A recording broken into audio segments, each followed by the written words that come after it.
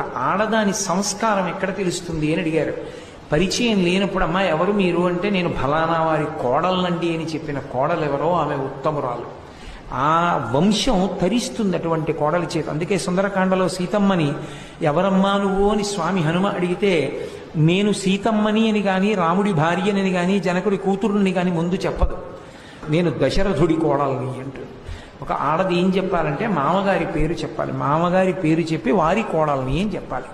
కాబట్టి కోడలు మామగారి పట్ల అంత గౌరవంతో ఉంటుంది. ఆ మామగారు వెళ్ళిపోతే తనకి గొప్ప రక్షకుడు జారిపోయాడని ఏడుస్తుంది. ఒక ఆడదాని సంస్కారం ఎక్కడ తెలుస్తుంది అని అడిగారు. పరిచయం లేనప్పుడు అమ్మా ఎవరు మీరు అంటే నేను ఫలానా వారి కోడలనండి అని చెప్పిన కోడలు ఎవరో ఆమె ఉత్తమురాలు. ఆ వంశం తరిస్తుంది అటువంటి కోడలి చేత. అందుకే సుందరకాండలో సీతమ్మని ఎవరమ్మా నువ్వు అని స్వామి హనుమ అడిగితే నేను సీతమ్మని అని కానీ రాముడి భార్యని కానీ జనకుడి కూతురుని కానీ ముందు చెప్పదు, నేను దశరథుడి కోడల్ని అంటూ. ఒక ఆడది ఏం చెప్పాలంటే మామగారి పేరు చెప్పాలి, మామగారి పేరు చెప్పి వారి కోడల్ని అని చెప్పాలి. కాబట్టి కోడలు మామగారి పట్ల అంత గౌరవంతో ఉంటుంది. ఆ మామగారు వెళ్ళిపోతే తనకి గొప్ప రక్షకుడు జారిపోయాడని ఏడుస్తుంది.